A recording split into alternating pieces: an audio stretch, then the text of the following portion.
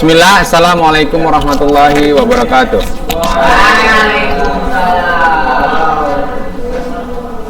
Alhamdulillah, wassalatu wassalamu ala rasulillah ya ma'ba'du. Apa kabar anak Ustaz? Alhamdulillah. Ustaz harapkan semua antum dalam keadaan sehat, selalu dalam lindungan Allah Subhanahu wa taala dan tetap semangat dalam mengikuti pembelajaran. Baiklah anak Ustaz, perhatikan ke depan ya. Ustaz harapkan antum semua sudah bisa memfokuskan diri antum agar kita bisa memulai pembelajaran ini. Kepada anak-anak Ustaz yang sedang menulis, coba perhatikan dulu ke depan ya.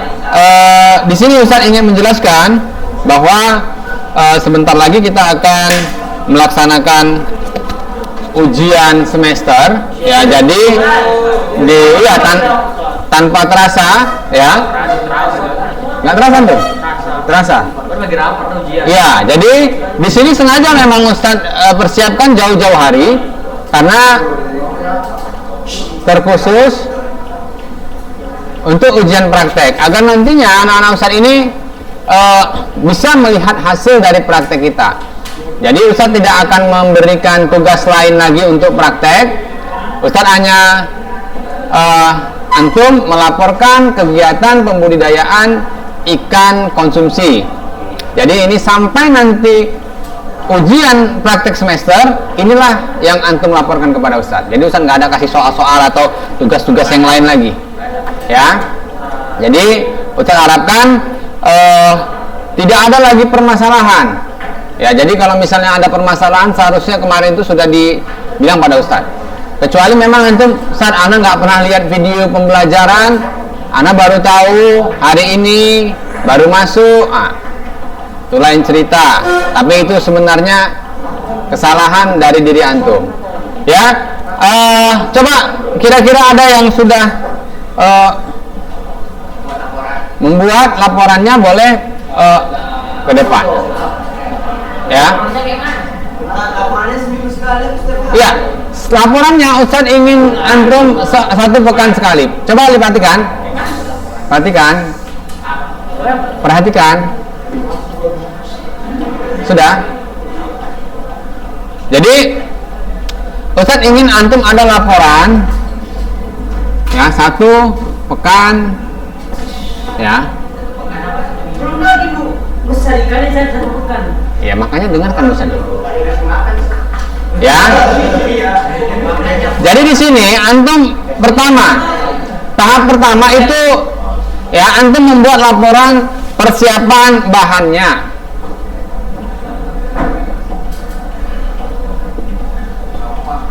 Dan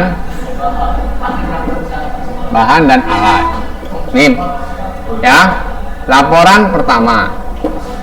Kemudian kedua ya, ini perkembangan ikannya.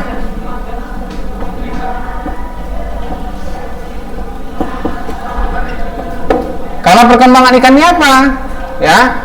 Ya bisa jadi ikan itu mati, sakit, nggak masalah. Jadi antum jangan memaksakan Ustaz, ini budidaya harus berhasil 100%. Enggak. Apalagi kita tahap belajar. Setiap antum beri laporan itu pasti ada nilainya. Iya, bacalah. Udah Ustaz bilang per pekan ada laporan. Kadang-kadang coba perkembangan ikan. Misalnya antum tabur ikannya pekan pertama itu 10 ekor. Ya. Dengarkan dulu. Antum jelaskan pemberian pakan. Ya. Pakan. Jamnya. Ya kan?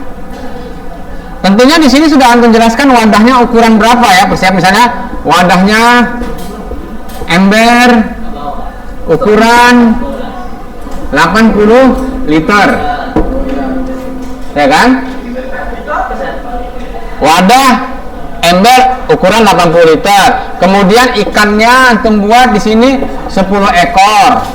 Nah, di pekan kedua antum sudah buat laporan perkembangan ikannya. Ya. banyak yang bisa antum jelaskan di persiapan air dan bahan. Airnya, menggunakan air apa, ya kan? Air pump, air hujan atau air sumur, ya. Kemudian di pekan kedua, ya jelaskan pemberian pakannya. Pekan ketiga kan sudah lihat. Ini bisa antum lihat 10 ekor misalnya ikan, jenis ikan lele ukuran 3 cm. Tentunya di pekan ketiga ini sudah ada perkembangan yang lain. Iya, ikan itu kan bisa dijaring pakai tangguh ini.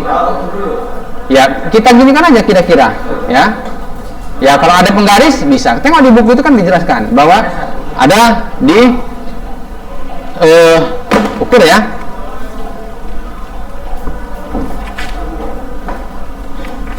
Ya, bisa antum pakai penggaris ketika diukurkan seperti itu. Ya, ya satu aja. Jadi gini, nanti ketika antum tabur ikan itu, kemudian di pekan kedua, pekan ketiga, itu nggak sama pertumbuhannya. Ada yang kecil, ada yang sudah besar, ya kan? Apa penyebabnya? Antum jelaskan. Kalah makan, ya kan? Dan ini harus antum isolasi. Sekarang misal anak buat yang kecil-kecil di tempat yang lain, karena itu bisa jadi kalau antum biarkan, ya dia dimakan sama yang besar, ya, dibully dia nanti. Nah, seperti itu. Kira-kira ini ada mau ditanyakan sebelum saya lanjutkan lagi? Udah ya? Udah bisa ya? Udah mantap ya? Kendala-kendala nggak ada masalah ya? Jangan nanti Ustaz, Anda nggak bisa buat Ustaz, udah giliran udah praktek nih, udah mau dikumpulkan nilainya, Anda nggak bisa nih Ustaz. Kenapa? Malas. Nah, lain cerita lah. Kalau antum nggak bisa sendiri, antum boleh berkelompok. Selain arang, antum bisa pakai spons itu ya, busa-busa itu. Ada yang untuk tanaman memang ada, tapi itu lebih mahal. Ingat, kita membuat ini, budidaya ini, upayakan dengan biaya yang seminimal mungkin. Kenapa Ustaz pilihkan ikan lele? Karena ikan lele yang murah. Itu kemarin ada yang beli ikan lele itu 25.100 ekor. Dia rumahnya di Patumba. Ya. Patumba apa Marendal nggak salah Ustaz. Marendal. Ya. Tapi 100 ekor 25.000. Nah, jadi kalau misalnya 100 ekor dibagi satu kelas ini kan udah berarti 250 perak ya, satu ekor kan, ya kan? Oh, berapa beli? Iya, kalau kita belinya di toko-toko ikan ya mahal, dia pasti ngambil untung lah. Dia kan belinya 100 ekor, kemudian diecernya, kemudian resiko mati sama dia kan pasti ada. Ya biasa lah itu. Tapi kalau masih terjangkau nggak apa-apa. Kalau misalnya 10.000 dapatnya 5, ya mesti nggak apa-apa. Ya namanya dia jualnya di toko ikan hias. Kalau kita, ya kalau antum beli di toko hias sih pasti mahal. Tapi kalau antum belinya, lili sapi, ya seperti itu. Ada kendala kira-kira? Kan beli ikannya lagi. Kalau mau murah, ya cari, enggak lah, nggak ada. Nah, ya, enggak. Kalau mau yang ini, kalau mau yang, tapi saya rasa nggak sampai sini tuh lah, ya kan. Kalau nggak gini, antum tahu kan di sini tuh ada jual ikan lele yang kilo-kiloan. Abang itu peternak ikan. Ustaz ada pernah nanya, dia itu peternak ikan. Ikan lele itu dia ternak sendiri, dia panen sendiri, dia jual sendiri di situ. Nanti tanya sama abang itu, Bang, aku mau beli ukuran yang 3 cm atau sampai 8 cm, ada bang? Pasti ada, karena dia peternak. Ini dia Kasurya.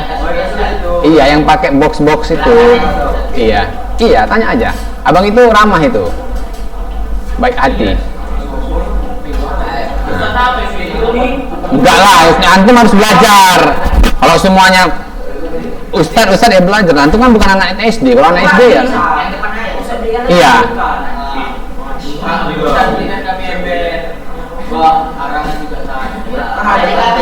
Tengok, si Hakim ada, si Apalagi yang rumahnya nih Padri, sepeda motor ada, nah, balikado dekat, masa ustadz pula lagi. Nah, anak pondok besok libur, ya kan? Ya bisa kan antum jalan ke sana, jalan kaki, pulangnya bawa ember. Baik, nah kalau misalnya mau yang lebih murah, antum beli di loak-loaan itu, ya kan? Kalau tidak ada, mana buku tadi? Tidak ada, kita akan lanjutkan materinya. Ini Ustadz akan memasukkan untuk teori, ya, di bab 1, ya, ujian tulis itu bab 1, 2, 3, dan 4, ya. Jadi kita kebetulan bab 4 belum tersentuh nih sama sekali. Ustaz akan jelaskan hari ini mengenai bab 4. Bab 4 itu pengolahan makanan, ya.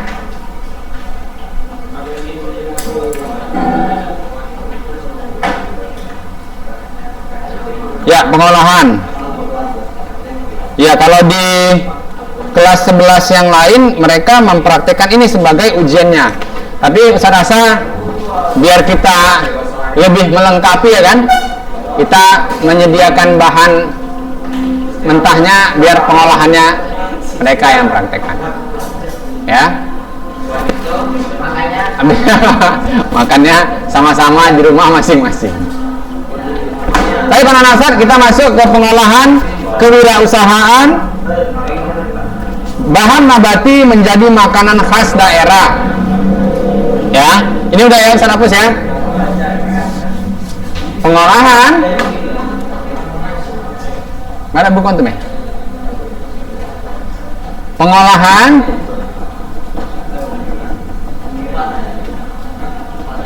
bahan nabati menjadi makanan khas daerah.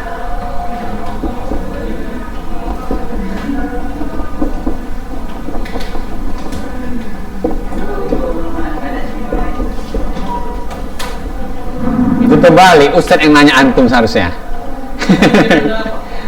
Hah? Itu antum lah, kelas, beda kelas. Ya, udah nanti aja. Ini kalau keluar nomor 1 nih, langsung. Emang ini.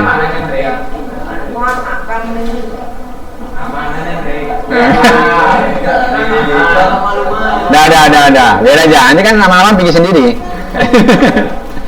Ya, jadi perencanaan makanan, usaha makanan, ya, khas daerah. Ini Ustaz sering katakan kepada antum. Kita dengarkan, Arif, ya. Ini sering Ustaz katakan kepada antum jika kita membuat sebuah usaha, ya. Ini pengolahan kewirausahaan harusnya, bahan nabati menjadi makanan khas daerah. Kalau kita mau membuat usaha kuliner, makanan itu sangat menjanjikan, ya kan? Karena apa? Karena setiap manusia yang hidup pasti dia butuh makan, ya, butuh makan. Ini kita akan membahasnya kekhususan dari makanan khas daerah. Tentunya setiap daerah memiliki makanan khas. Kayak misalnya kita di Medan nih, yang contohnya sama ini namanya, tapi beda jauh dari bentuk dan rasanya. Contohnya kalau kita di Medan itu ada namanya soto Medan. Kita pergi ke Sumatera Barat, ada juga soto Padang. Pernah? Ada soto? Ada. Apa bedanya soto Medan sama soto Rantau? Enggak, biasanya Ustadz ini pengalaman. Ketika Ustadz pergi merantau ke daerah Jawa, bertemulah, kalau kita ketemu sama orang-orang satu daerah, satu Sumatera itu, kayak saudara udah.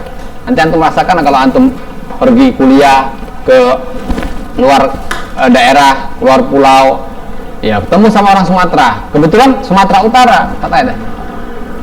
Dari mana? Dari Medan. Medan. Oh, anak Medan sama. Medannya di mana? Di Rantau, teh. Jadi kalau kita udah keluar daerah itu, di daerah Jawa tuh, orang Rantau, orang Siantar tuh ngakunya apa? Anak Medan. anak Medan, orang Binjai anak Medan. Ya, padahal kalau kita di Medan ini jauh kali, ya kan? Jauh kali. Tapi bagaimana? Karena di sana nggak ada yang tahu Binjai. Itu dia. Binjai di mana? Ya tapi sekarang ada Binjai. Udah terkenal ya? Apa itu yang bikin terkenal? Hah? Ustaz kok nggak tahu?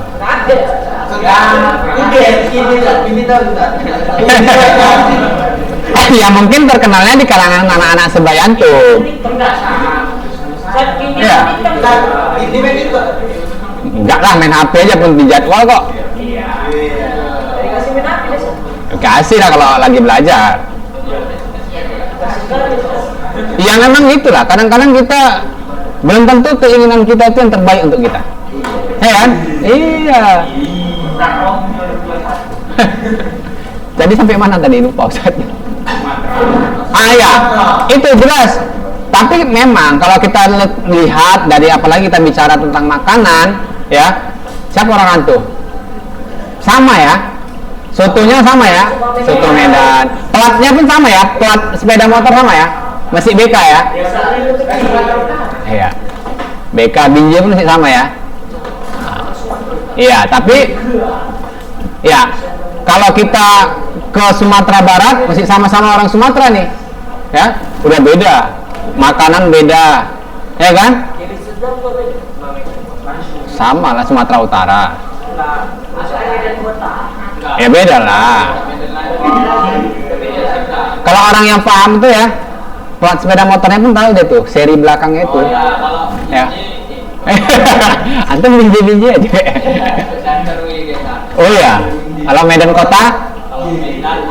Oh gitu ya. Hah? Rantuye. Oh ya. Ya. Ya jadi itu, kita bisa lihat juga ya dari kekhasan menu makanannya. Kalau masih sama tuh udahlah, ya. Makanya kita kalau udah pergi keluar pulau tuh udah jelas jauh kali perbedaannya. Masakan, makanan, ya, rasa belum tentu di sana. Udah nggak usah terlalu dipanjang kali. Nanti Ustaz kasih STNK Ustaz sama antum. Sama kuncinya. Ya. Jadi belum tentu ya rasa cocok sama kita makanan di daerah lain. Ya. Coba Ustaz tanya nih si Noval. Jarang Ustaz nampak dia di kelas ya kan. Antum Maria apa aja masuknya, Pal? Sama? Oh, nggak datang. Pal, kira-kira antum dari daerah mana nih? Oh, dari Medan. Apalah menu masakan Medan yang paling khas selain soto tadi?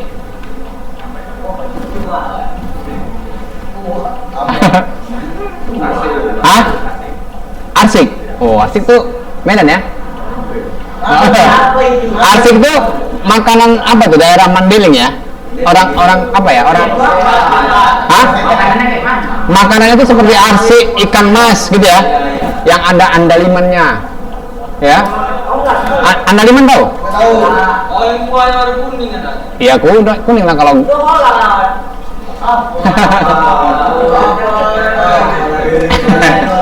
Ya, jadi itu. Jadi sebenarnya peluang untuk usaha makanan khas daerah ini sangat menjanjikan.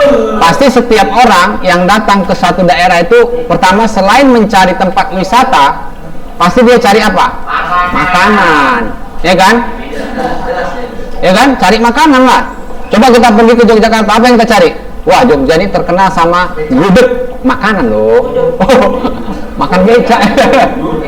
Ya, gudeg.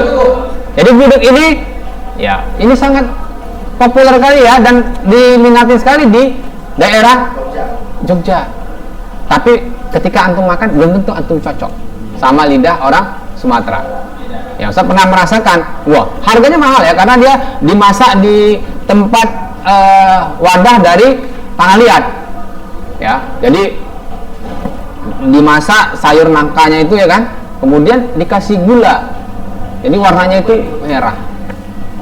Nah, jadi kayak kita kalau kita makan di sana tuh cepat kenyang karena semua rasanya manis. Kalau kita kan ciri khas makanan kita apa nih? Pedas dan asin. Pedas asin kita ya kan. Nah, kalau sana manis, bahkan masak sambal saja pakai gula. Siapa orang Jawa sini? Pakai gula. Nah, kan? Jadi ayah antum cocok dia sama masakan ayah antum. Cocok. Dicocok. Pakai gula juga. Ya, bisa faktor lingkungan. Ya, faktor lingkungan. Antum di daerah misalnya orang-orang Jawa yang mungkin masaknya selalu seperti itu, kita mungkin ada penjualnya seperti itu, kita ada terbiasa gitu ya kan. Kalau Ustadz daripada makan makanan yang manis-manis, mending masak mie instan, ya kan? Ya jadi iya, karena nggak karena apa, kenyangnya beda kita pasti, ya kan? Kenyangnya kok rasanya manis. Jadi seperti itu ya. Seperti juga di daerah kita ini ada nama masakannya itu yang sayuran semua apa tuh? Gado-gado bukan dari pecel. Iya, namanya pecal itu dari daerah kita ya. Urap. Kalau urap ya. Waalaikumsalam warahmatullahi. Ya, serius. Assalamualaikum warahmatullahi wabarakatuh. Waalaikumsalam. Semangat nih masuk. Mari masuk. Ya. Sudah? Rik, begini ya, bahwa sebenarnya berwirausaha itu ya, kewirausahaan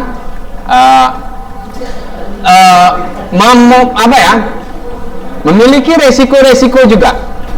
Kalau kita melihat bahwa banyaknya orang yang sukses dalam berwirausaha, ya sebenarnya wirausaha ini ada pasang surut jatuh bangunnya juga, ya kan? Bukan kita, wah Ustaz nanti pokoknya kalau jadi wirausaha buat usaha kuliner pasti menguntungkan nih, ya kan? Kenapa? Karena semua orang Ustaz bilang butuh makan. Ya orang semua butuh makan, cuma permasalahannya masakan kita enak nggak gitu, ya kan? Kalau nggak enak orang pun nggak mau makan, ya.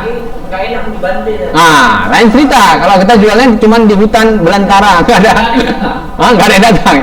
Ya waktu ada perkemahan misalnya gitu, kita jual. Itu kan termasuk peluang juga, bisa kita mencari ya.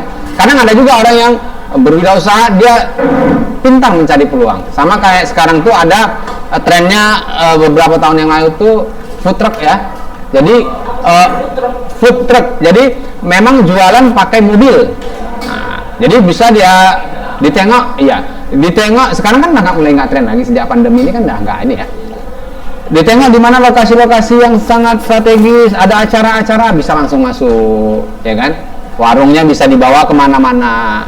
Nah, itu kan juga sebagai ide, ya, untuk mencari peluang. Jadi ini ada beberapa faktor. Antum bisa lihat di buku antum di halaman 163 ya. Jadi faktor internal itu adalah pengetahuan yang kita miliki. Ya, kemudian pengalaman yang pernah dilalui. Misalnya dulu pernah juga bantu-bantu orang tuanya, ya kan? Sering bantu orang tuanya untuk jualan. Ini merupakan satu pengalaman ya, yang bisa menjadi referensi kita. Nanti anak kalau udah tamat SMA ini jaga buka warung satu lagi lah, ya kan? Nanti biar kawan-kawan anak ya suruh bantu-bantu, ya kan? Seperti itu. Kemudian kemampuan untuk melihat dan menjalankan pengalaman orang lain sebagai pelajaran. Pengalaman orang lain, biasanya kesuksesan seseorang itu bisa tuh kita lihat, wah ternyata si fulan ini berhasil dia. Kita boleh ya, boleh meniru kesuksesan dia, boleh, nggak masalah ya. Jadi kita bisa menjadikan pengalaman seseorang itu menjadi ide dalam kita membuat usaha, ya kan? Misalnya ada yang buka usaha laris, Ya, kita juga buat usaha yang sama, kemudian kita modifikasi, kita perbaiki apa yang tidak ada pada dia, ya kan? Nah, bisa jadi. Kemudian, ya, resiko. Nah, ini resiko, ya. Biasanya kalau jual makanan itu ada resikonya. Kalau jual makanan ini, kita resikonya besar. Kenapa? Jika nanti tidak habis, kita belum tentu bisa menjual lagi untuk besok, ya kan? Belum tentu, ya, nggak bisa. Nah, itu sebuah resiko. Makanya saya bilang, nah, kalau antum jual buka sebuah usaha kuliner, ya antum harus cari solusinya. Ketika nanti makanan antum tidak habis, tidak laku. Iya, misalnya pelihara ternak ayam, ternak bebek, ikan lele misalnya. Enggak, misalnya usahanya jual ikan lele misalnya gitu. Jual ikan basah, ya kan? Bisa. Nah, jadi seperti itu. Jadi ada planning ya, atau rencana-rencana yang lain. Jadi bisa nggak rugi-rugi kali lah gitu. Nah, jadi seperti itu. Ya. Kemudian persaingan, tentunya setiap usaha pasti kita menemukan persaingan. Seperti yang Ustaz bilang tadi, orang itu suka meniru, ya. Orang itu suka meniru. Kita suka meniru juga, ya. Nanti ada satu usaha, besok pasti ada pesaing kita yang sama persis kayak kita. Oh, tutup. Oh, enggak masuk Ustaz tadi. Kesedot. Ya kan? Pasti kan? Coba langsung lihat, ada nggak usaha yang dia tunggal terus sampai dia nggak ada lawan? Nggak ada. Apa? Coba tengok. Jualan di sekolah kita nih, satu. Besok ada satu lagi nih. Besok ada lagi. Nah, kan? Persaingan ada. Apa? Jadi apa solusinya kalau kita menemukan hal-hal seperti itu?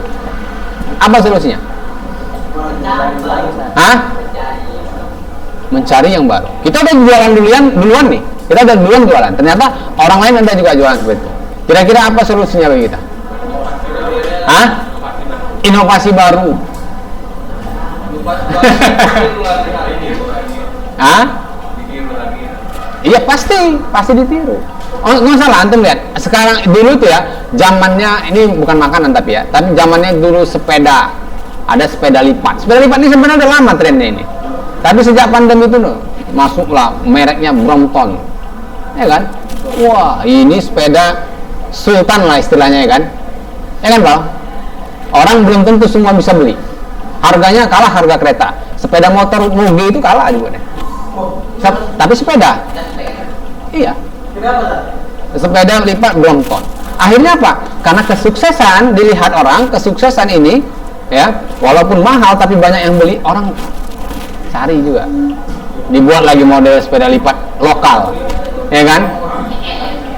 Ya ada mereknya Element, ada mereknya Pacific, ya kan? Dengan model yang mirip-mirip. Harga yang jauh lebih murah. Tetap ada yang beli. Ya. Bagaimana? Jadi kalau antum lihat sepeda dengan merek seperti yang saya bilang tadi, itu dengan sepeda motor antum lebih mahal itu. Nah, jadi seperti itu, kita pasti menemukan pesaing-pesaing ya dalam usaha. Apapun usaha kita, mau dia bentuk yang sama ataupun yang lain. Ya. Jam berapa? Oh, masih panjang lagi waktu kita. Jadi anak-anak Ustaz, ya. Kemudian ya.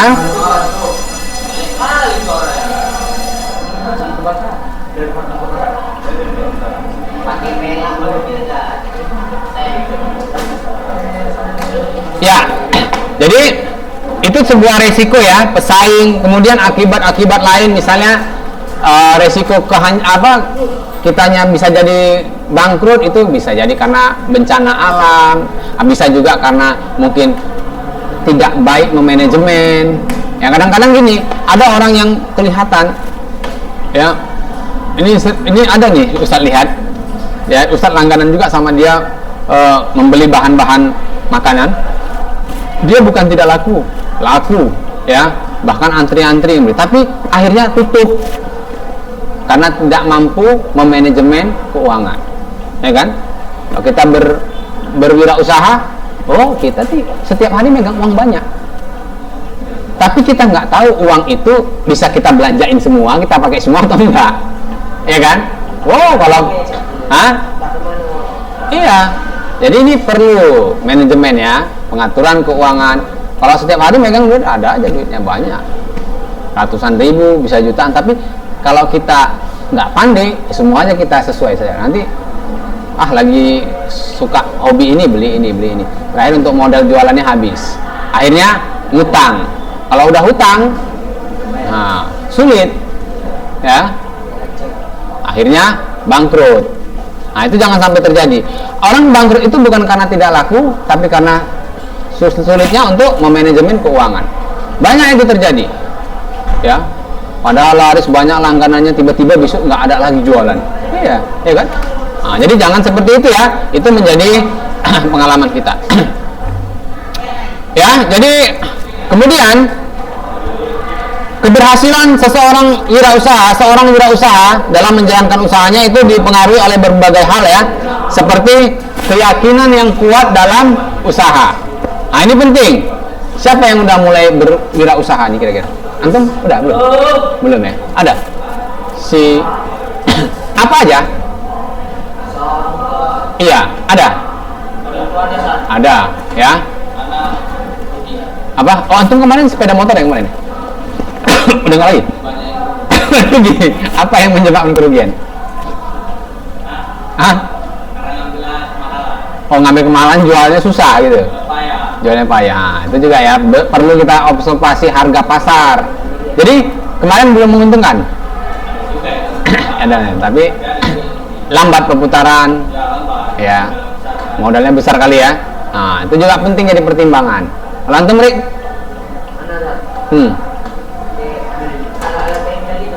Ada. Ini menarik nih. Kayak contohnya oli misalnya. Ban dalam, ban luar gitu.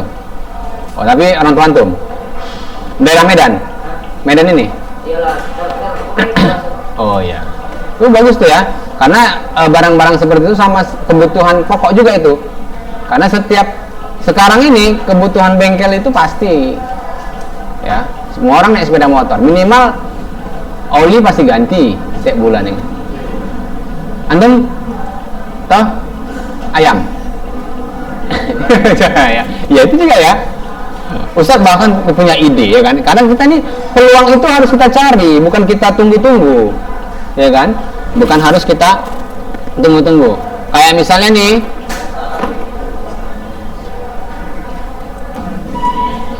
ya. Jika tidak ada, Ustadz harapkan untuk praktek, ya. Arif, untuk praktek jangan sampai tidak ada laporannya ya. Ini laporan perkembangannya sampai kita melaksanakan ujian semester. Setelah ujian semester nanti hasilnya boleh antum makan, konsumsi, antum jual kalau banyak silakan. Ya. Baik anak-anak Ustaz, mungkin ini saja yang dapat Ustaz sampaikan. Jika ada hal-hal yang kurang jelas antum boleh menanyakan. Ustaz tutup pembelajaran kita sampai di sini. Mudah-mudahan apa yang Ustaz sampaikan dapat menjadi ilmu yang bermanfaat dan menambah wawasan antum. Ustaz tutup dengan subhanakallahumma wa bihamdik asyhadu an la ilaha illa anta astaghfiruka wa atubu ilaik. Assalamualaikum warahmatullahi wabarakatuh.